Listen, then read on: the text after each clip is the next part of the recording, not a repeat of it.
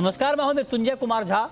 शाम के 5:30 बज चुके हैं और अगले आधे घंटे तक आपके सवालों का सबसे बड़ा मंच तैयार है। अगर आपने ट्रेड किया है या फिर नया ट्रेड करना चाहते हैं, जानना चाहते हैं कि आपके लिए कहां पर कमाई के मौके हैं कमोडिटी मार्केट में, तो आप सवाल पूछिए। नंबर आप नोट कर लें 02223001634। इसके अलावा आप 02223001635 पर भी अपना सवाल पूछ सकते हैं।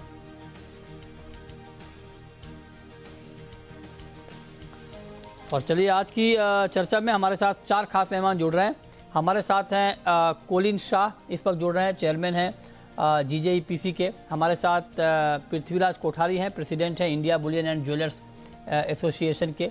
मनोज जैन हैं पृथ्वी फिनमार्ट के। और अनुज गुप्ता हैं IIFL सिक्योरिटीज़ के। आप सभी का बहुत बहुत स्वागत है। और चूँकि कल एक बड़ा दिन है बुलियन मार्केट के लिए, क्योंकि देश का पहला इंटरनेशनल बुलियन एक्सचेंज का लॉन्च हो रहा है और PM मोदी इसका उद्घाटन करेंगे, तो ये एक्सचेंज किस तरह से काम करेगा, इसका क्या फ़ायदा होगा, ये हम आपको बताने जा रहे हैं। तो कोलिन जी, पहले तो आप ये बताइए सर कि ये जो इंडिया इंटरनेशनल बुलियन का एक्सचेंज का लॉन्च हो रहा है, होने के बाद क्या फ़र्क पड़ेगा बुलियन के ट्रेड में, क्या इम्पैक्ट आएगा, क्या असर आएगा? देखो, इतने साल जब से अपना ये गोल्ड कंट्रोल एक्ट गया, उसके जो बाद वाला समय है इतने सालों से, तो इंडिया में इंपोर्ट खाली नॉमिनेटेड एजेंसीज के द्वारा हो सकता था। ठीक। तो ये कैनलाइज्ड एजेंसीज थी जिसके द्वारा किसी को भी सोना इंडिया में लेना था तो उनके थ्रू ही ले सकते थे। अभी ये एक्सचेंज से ये बाजार खुल गया है। तो आज कोई भी जो ऑथराइज्ड रिटेलर है, जो ये मेंबर हो सकता है एक्सचेंज का, जिसका नेटवर्थ 25 करोड़ है और 3 साल उसने ये कमोडिटी में 90% बिजनेस किया है, तो उनको डायरेक्ट इंपोर्ट मिल सकता है। तो उससे एक तो है ट्रांसपेरेंसी, दूसरा है उनको रेट का थोड़ा फायदा होगा, और तीसरा है कि सोर्सिंग जो भी हिंदुस्तान में आएगा सोने का, वो अभी एक एथिकल सोर्सिंग के द्वारा आएगा। तो रिस्पॉन्सिबल सोर्सिंग, एथिकल सोर्सिंग, जो भी आप बोलना चाहो, गोल्ड का जो ओरिजिन है उस पे भी एक we'll have a control on that. So बहुत सारे फायदे हैं। एक तो है कि मार्केट आज खुल गया जो पहले नहीं था। अच्छा, दूसरा और बड़ा एक जो इंडिया के लिए बहुत एक आई वुड से गर्व की बात है कि दो इंडिया आज हिंदुस्तान अपना सेकंड लार्जेस्ट मार्केट है सोने का दुनिया भर में, चाइना के बाद आज सेकंड लार्जेस्ट मार्केट है। बट जो पूरे सोने का ट्रेडिंग हो रहा था वो लंदन बुलियन एक्सचेंज पे हो रहा था। शंघाई एक्सचेंज रिसेंटली खुला बट इंडिया में नहीं था। तो आज हिंदुस्तान में ये एक्सचेंज के द्वारा गोल्ड का और भी जो ट्रेडिंग हो सकता है दुनिया भर में, हम लोग आज बड़ा शेयर हो सकते हैं, बिकॉज सेकंड लार्जेस्ट मार्केट भी है और ट्रेडिंग में हमारा एक बड़ा हिस्सा हो सकता है दुनिया भर में। तो बहुत तरह से ये I think visionary prime minister की जो गिफ्ट है, gift city specially to country, तो उससे एटलीस्ट हमारी इंडस्ट्री को ये बहुत सारे फायदे हो गए। हमारे साथ पृथ्वीराज कोठारी भी हैं, प्रेसिडेंट हैं India Boolean and jewellers association के। कोठारी जी, बहुत बहुत स्वागत है आपका। आप बताएं सर, अभी तो हम ये बात कर रहे हैं कि ये इंडिया इंटरनेशनल बुलियन एक्सचेंज शुरू होने से ट्रेड कैसे बदलेगा, मतलब आप लोग जो इंपोर्ट करते हैं उसमें क्या फ़ायदा होगा। तो आप ज़रा बताएं सर, क्या इंपोर्ट करना आप लोगों के लिए आसान होगा, सस्ता हो जाएगा, क्या होगा? देखिए, सस्ता महंगे का तो नहीं है। जो हम लोग इंपोर्ट करते हैं, जो कंसाइनमेंट बेस, जो यहाँ पे अभी डोमेस्टिक मार्केट के अंदर consignment bank only nominated agencies और बैंक जो गवर्नमेंट इंटरप्राइजेज है, MMTC है जैसे, और बैंक है, वही गोल्ड इंपोर्ट कर सकते हैं। और बैंक सिर्फ होती है फैसिलिटेट। जैसे हमने ऑर्डर प्लेस किया बैंक को, बैंक आगे ऑर्डर प्लेस करती है, बैंक बेचती नहीं है, बैंक कस्टमर के लिए फैसिलिटेट करती है कि अब कंसाइनमेंट ला के रखती है और उसको हम लोग बेचते हैं। अब गिफ्ट सिटी में आने से जो हम लोग क्वालिफाइड ज्वेलर्स जो है, जो आज 60 के ऊपर हो गए हैं, वो लोग गिफ्ट सिटी से डायरेक्ट परचेज कर सकते हैं एक्सचेंज के अंदर से। BDR के फॉर्म में रहेगा, और फिर BDR को हम उसको कन्वर्ट करेंगे फिजिकल फॉर्म में, और फिर DTA में, डोमेस्टिक के अंदर, हम जो प्रोसीजर होता है बिल ऑफ एंट्री फाइल करके कस्टम ड्यूटी पेड करके हम लोग उस गोल्ड को वापस बाहर लाएंगे। तो इससे RBI ने जो हमें एडवांस पेमेंट भेजना है, सिर्फ 11 दिन की मोहलत दी है कि 11 दिन तक हम जो भी पेमेंट भेजते हैं उसका गोल्ड हमको खरीदना ही खरीदना है। हम वहाँ पे बाय सेल बीडीआर में नहीं कर सकते हैं। यहाँ पे जो भी क्वालिफाइड ज्वेलर्स है वो सिर्फ खरीद सकते हैं, बेच नहीं सकते हैं। मतलब बाय सेल हम लोग वहाँ पे नहीं कर सकते हैं, सिर्फ आपको वहाँ से परचेज करना है। और बीडीआर को 100% कंपलसरी आपको उसको कन्वर्ट फिजिकल फॉर्म में करना है। तो उससे जो नॉमिनेट एजेंसी का जो स्टेटस जो बैंकों का होता था वो उस कई हद तक उसको खत्म हो गया है। अब डायरेक्ट ट्रांसपेरेंसी हो जाएगी। प्राइस जो जहाँ पे भी डिस्काउंटेड प्राइस रहता है तो उस प्राइस का बेनिफिट्स वहाँ पे एक्सचेंज को मिलेगा, एक्सचेंज के थ्रू कस्टमर ट्रेडर को मिलेगा, और ट्रेडर पास ऑन करेगा कस्टमर को, ज्वेलर्स को। तो इस तरह से एक जो अब क्या होता था कि अब बैंक के थ्रू आता था और माल बिकता था, वैसे ही जो ट्रेंड 25 साल से चल रहा है वही चल रहा है। अब उसके ऊपर पूरा चेंज हो गया है। अब आप एक्सचेंज के मेंबर या किसी भी ब्रोकर के थ्रू आप वहाँ पे ट्रेड कर सकते हो, और वहाँ से जो खरीद के आप ले सकते हो। उसमें जहाँ पे भी डिस्काउंट रहता है, एलबीए में गुड बार होता है जिसमें डिस्काउंट जहाँ पे भी होता है। अब इंडियन मार्केट में आएगी। यहाँ पे 125 टन गोल्ड की कैपेसिटी का वॉल्ट है और 1000 टन सिल्वर होल्ड करने की कैपेसिटी का वॉल्ट बनाया गया है। इंटरनेशनल की सब बैंकें आ गई है। अब यहाँ पे लॉजिस्टिक कॉस्ट सस्ती है, स्टोरेज कॉस्ट सस्ती है। तो एक तरह का ये एक हब हो जाएगा। यहाँ से उनको अगर माल कहीं और बेचना है तो वहाँ लेके जाके बेच सकते हैं। अगर उनको एक्सचेंज में बेचना है तो उसको बीडीआर फॉर्म में कन्वर्ट कर सकते हैं। तो मल्टीपल फैसिलिटीज हो गई। और सबसे बड़ी बात है कि आज फाइनेंस जो यहाँ डोमेस्टिक में बुलियन के ऊपर कोई भी तरह का फाइनेंस अवेलेबल नहीं है आज की डेट में, हम्म। एज पर आरबीआई नॉर्म्स के हिसाब से। बट वहाँ पे आपको डॉलर टर्म्स के अंदर लाइबर प्लस 0.25 0.35 45 जो भी है हम्म। उसमें आपको इजी अवेलेबिलिटी हो जाएगी। ताकि जो आदमी अगर माल खरीद भी लेता है तो उसको फाइनेंस इजी हो जाएगा। अगर मैंने वहाँ पे डंप किया, माल को स्टोर किया है, बीडीआर फॉर्म में बनाया, तो मुझे अगर फंडिंग चाहिए तो बैंक वहाँ पे देने के लिए तैयार है। तो इस तरह की जी। अ, जी।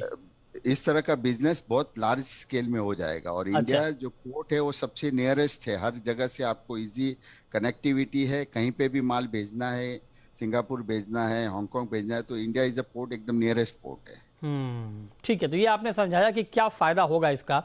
इसको थोड़ा मैं और डिकोड करना चाहता हूँ। कोलिन जी, आप जरा बताइए कि अगर मैं बिल्कुल आसान भाषा में एक आम कंज्यूमर के लिहाज से आपसे पूछूं कि जैसे अभी इंपुट होता है बैंकों के जरिए, तो उसमें अगर मान लीजिए उसमें क्या होता है, जैसे बैंकों के जरिए जब इंपोर्ट होता है तो क्या जो ग्लोबल मार्केट का प्राइस है वो किस बेंचमार्क पे तय होता है कि किस भाव पर आप इंपोर्ट कर रहे हैं, और अब जो होगा इंटरनेशनल बुलियन एक्सचेंज के जरिए उसमें प्राइस को क्या बेंचमार्क प्राइस माना जाएगा इंपोर्ट का?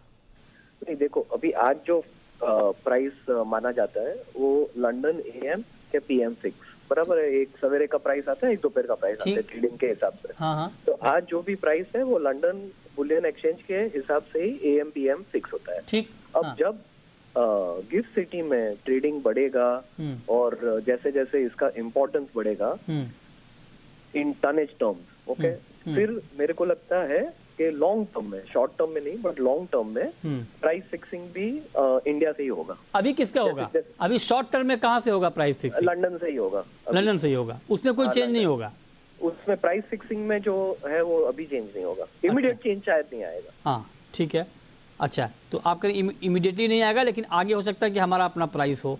अच्छा, जो लोग मान लीजिए अभी बैंक के जरिए इंपोर्ट कर रहे हैं और कल जब लॉन्च होगा उसके बाद मान लीजिए इंटरनेशनल बुलियन एक्सचेंज के जरिए इंपोर्ट करेंगे, कोठारी जी, तो आप जरा बताइए सर कि मतलब उनके लिए क्या इजी हो जाएगा क्या इस एक्सचेंज के जरिए इंपोर्ट करना? अभी का पूरा प्रोसेस क्या होता है इंपोर्ट का, और अब नया प्रोसेस क्या हो जाएगा?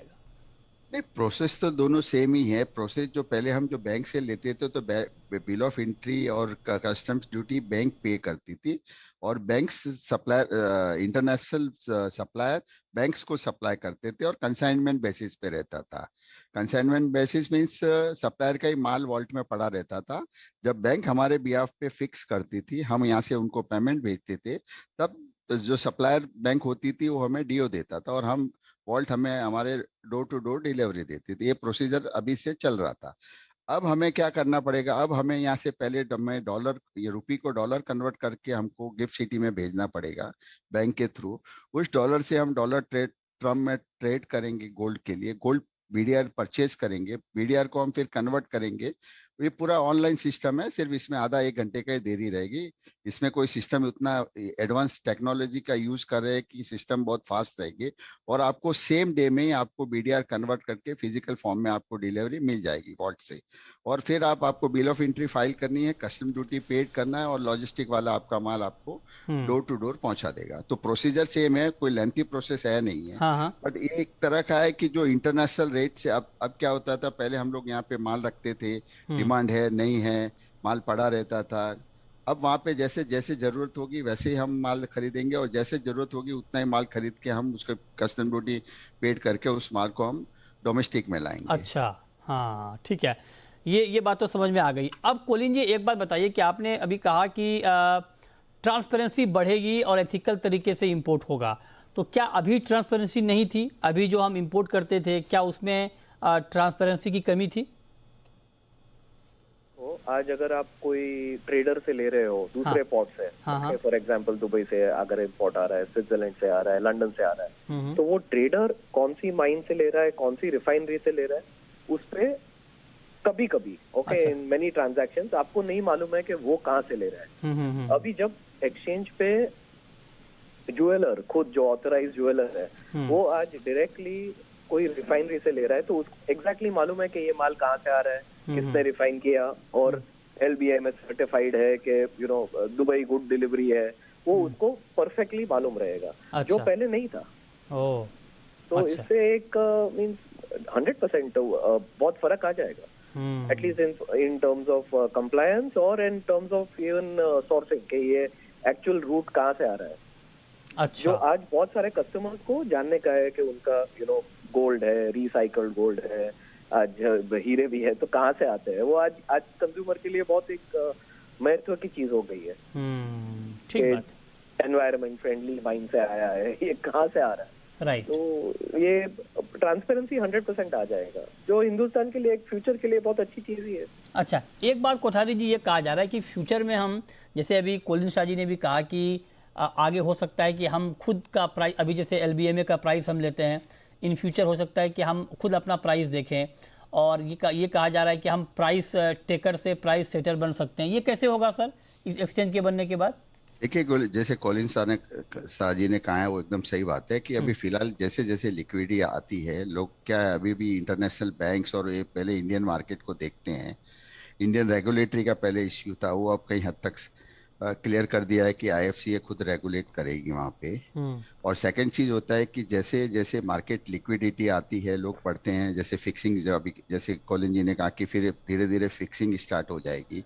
एक बार फिक्सिंग स्टार्ट हो जाने के बाद में वही प्राइस पे एक्सपोर्ट भी हो जाएगा, एक्सपोर्ट के लिए भी बेनिफिट हो जाएगा। और गिफ्ट सिटी से कोई भी SEZ वहाँ से परचेज कर सकता है, ये भी एक इसमें बेनिफिट है कि उसको अगर माल चाहिए 2 किलो 5 किलो जो भी चाहिए वो वहाँ से परचेज करके उसको, जैसे समझो जयपुर लेना है, जैसे सचिन SEZ में लेना है तो वहाँ से, या बॉम्बे सिप्स में लेना है तो वहाँ से वो परचेज करके मंगा सकता है। और धीरे धीरे जब मार्केट एकदम बड़ी होती जाएगी तब हम यहाँ से बुलियन एक्सपोर्ट भी कर सकते हैं वाया गिफ्ट सिटी के थ्रू।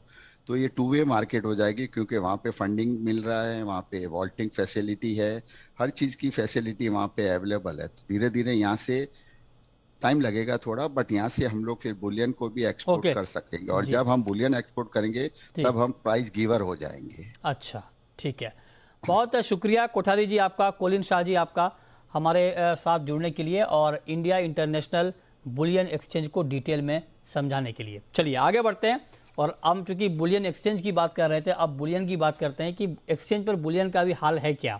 और आप देखिए कि आज ठीक ठाक तेज़ी हमने देखी है गोल्ड में, सिल्वर में, और US में दरें बढ़ने के बाद ये तेज़ी बढ़ गई, क्योंकि मार्केट ने 75 बेसिस पॉइंट को डिस्काउंट कर लिया था। और फेड की जो कमेंट्री है जिसमें ये बात कही गई है कि आगे जो दरें बढ़ने की रफ्तार है उसको थोड़ा स्लो किया जाएगा, उसका इम्पैक्ट हमने मार्केट के ऊपर देखा है। तो अब जरा अनुज जी बताइए कि आज शाम के लिए गोल्ड में और सिल्वर में क्या किया जाए। मतलब जी गुड इवनिंग। देखिए, फेडरल बैंक का डिसीजन आने के बाद हमने गोल्ड में तेजी देखी है। टेक्निकल चार्ट्स पे देखें तो मार्केट एक ओवरसोल्ड जोन से रिकवर हुई है। हम पहले भी डिस्कस कर रहे थे कि एक मार्केट जो ओवरसोल्ड में और यहाँ से रिकवर हो सकता है, तो वैसे ही ट्रेंड देखने को मिला है। करीबन 1740 के आसपास प्राइस आते हुए दिखाई दिए। हमें लगता है कि इवनिंग सेशन में भी ये तेजी कंटिन्यू रहेगी। तो 50,900 के आसपास खरीदना चाहिए, 50,750 का स्टॉप लॉस लगाएं, 51,350 का टारगेट हम एमसीएक्स में देख सकते हैं। इंटरनेशनल मार्केट की बात करें तो एक्सपेक्टेड है कि 1760 1765 डॉलर तक के लेवल इंटरनेशनल मार्केट में देखने को मिल सकते हैं। जिस तरीके से हमने रिकवरी गोल्ड में आती हुई देखी है शॉर्ट टर्म में, तो हमें लगता है कि ये कंटिन्यू जो तेजी है वो थोड़ी बहुत कंटिन्यू और रह सकती है, और 1780 का नेक्स्ट रेजिस्टेंस लेवल रहेगा। अगर 1780 मार्केट ब्रेक करता है तो हम फिर अगेन प्राइसेस को 1800 डॉलर के ऊपर जाते हुए देखेंगे। तो यहाँ से एक रिवर्सल काइंड ऑफ सिचुएशन मुझे लगता है गोल्ड में देखने को मिली है, तो शॉर्ट टर्म के लिए यहाँ पे खरीदारी का ट्रेड बनाया जा सकता है। ठीक है, तो आप कह रहे हैं कि शॉर्ट टर्म में बाइंग का ट्रेड 51,350 का टारगेट है आज के लिए भी, 50,900 के लेवल पे आप बाई कर सकते हैं, 50,750 का स्टॉप लॉस। मनोज जी, चांदी पर आपका क्या व्यू है? चांदी में भी अच्छी तेजी का माहौल बना हुआ है, अभी भी चांदी देखिए करीब करीब 1400 रुपये ऊपर है, 56,200 के ऊपर ट्रेड हो रहा है चांदी में, क्या करना चाहिए? नमस्कार मृत्युंजय जी, बिल्कुल यहाँ पे फेड की आउटकम के बाद एक अच्छी तेजी बनते हुए देखी। ओवरऑल बुलियन पे की बात करें तो सोने के साथ चांदी में भी अच्छी बढ़त है, और अब $19 के ऊपर इंटरनेशनल मार्केट में चांदी को ट्रेड होते हुए देख रहे हैं। और आज काफ़ी दिनों के बाद 56,000 के ऊपर जो है भारतीय बाजारों में भी चांदी टिकी हुई है। तो हमारा मानना है कि यहाँ भी मोमेंटम जो है वो कंटिन्यू रहेगा, और 19.80 से $20 तक के जो लेवल्स है वो नेक्स्ट वीक में एक बार देखने को मिल सकते हैं। तो चांदी में भी मोमेंटम पॉजिटिव है, लेकिन आज एक अच्छी बड़ी तेजी देखी है, इसलिए थोड़ा सा गिरावट में बाइंग की सलाह रहेगी। 55,800 56,000 के रेंज में बाइंग कर सकते हैं, 55,150 के स्टॉप लॉस से 57,200 तक के लक्ष्य यहाँ पर लेकर के चल सकते हैं। और इसके ऊपर अगर प्राइजेस सस्टेन होंगे तो हम 57,700 तक के स्तर भी आते हुए देखेंगे।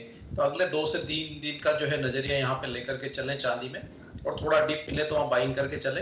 ऊपर में 57,500 57,800 तक के स्तर भी यहाँ देखने को मिल सकते हैं। तो ये राय आपकी हो गई चांदी पर, 57,200 का लक्ष्य है, 55,800 पर आप बाइंग करें, 55,150 का स्टॉप लॉस लगाएं। चलिए अब हम शुरू करते हैं सवाल और जवाब। पहला सवाल है जगदीश का, पूछिए जगदीश जी। जी नमस्कार। नमस्कार, पूछिए। प्रभु 8,000 का पुट लिया हुआ है, हाँ, भारी मात्रा में लिया हुआ है, क्या होगा? ये आपकी भारी मात्रा कितनी बड़ी मात्रा, जरा मात्रा बताएंगे? मात्रा 50 लॉट लिए हुए हैं मालिक। 50 लॉट। और एक बार सवाल फिर से पूछिए, कितने पे लिया है आपने? हेलो जी जी सुन रहा हूँ, एक बार सवाल दोहराएं, किस भाव पर लिया है? 403 पे लिया हुआ है मालिक। 403 पे, ओके। तो अनुज जी बताइए क्या किया जाए क्रूड में? देखिए क्रूड का ट्रेंड थोड़ा सा अभी अपसाइड मोमेंटम में है, तो मुझे लगता नहीं है कि यहाँ पे जल्दी से आपको एक प्रॉफिट देखने को मिलेगा, क्योंकि 403 पे लिया हुआ है, और अगर आप देखें तो भाव अभी करीबन 7,933 के आसपास क्रूड का भाव चल रहा है। हमें लगता है कि एक बाउंस बैक अभी क्रूड में रहेगा कंटिन्यू, और ऊपर में एक बार 8,050 तक के लेवल देखने को मिल सकते हैं। तो अगर हालांकि अभी समय है, आप होल्ड कर सकते हैं, क्योंकि हमारा ये मानना है कि जो क्रूड के प्राइसेस है वो $100 से लेकर 110 के बीच मूव करते हुए दिखाई देंगे।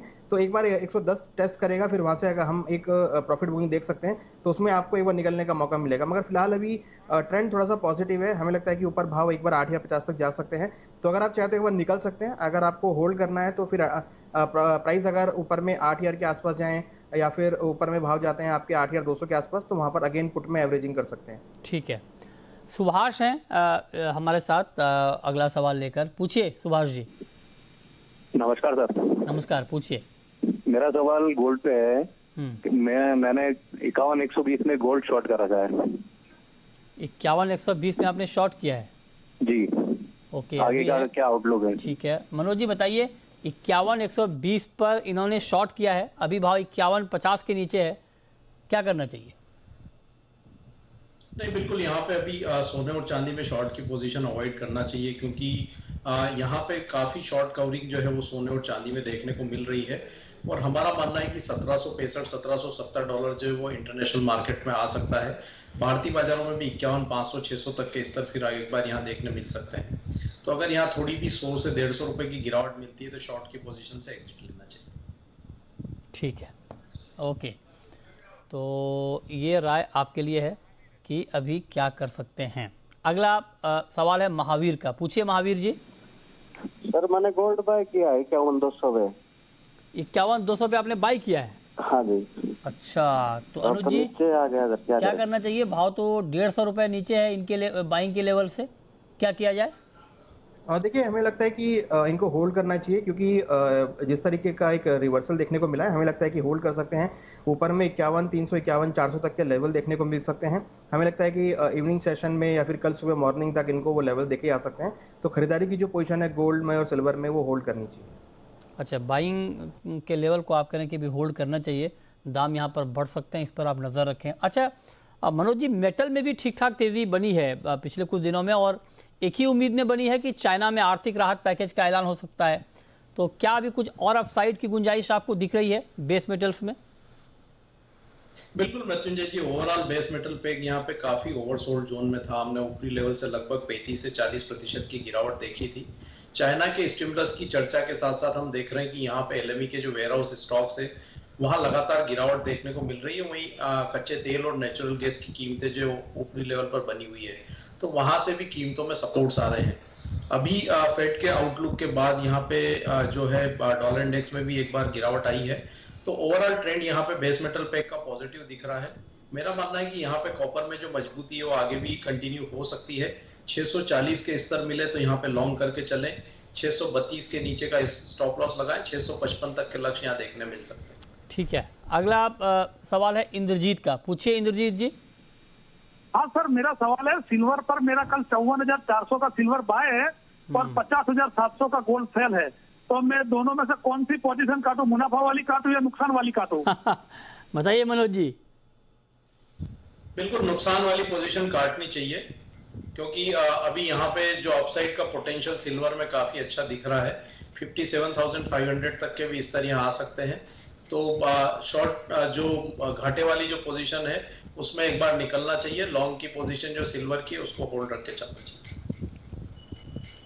ठीक है, नेक्स्ट कॉलर चेतन है हमारे साथ जयपुर से, पूछिए चेतन जी।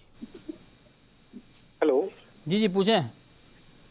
जी सर, एनजी शॉर्ट किया मैंने 700 रुपये में। 700 में? हाँ जी। ओके, तो क्या राय रहेगी इसमें? 700 के भाव पर आपने नेचुरल गैस शॉर्ट किया है, अभी मार्केट है कौन सा, अगस्त का कॉन्ट्रैक्ट किया है आपने? हाँ जी।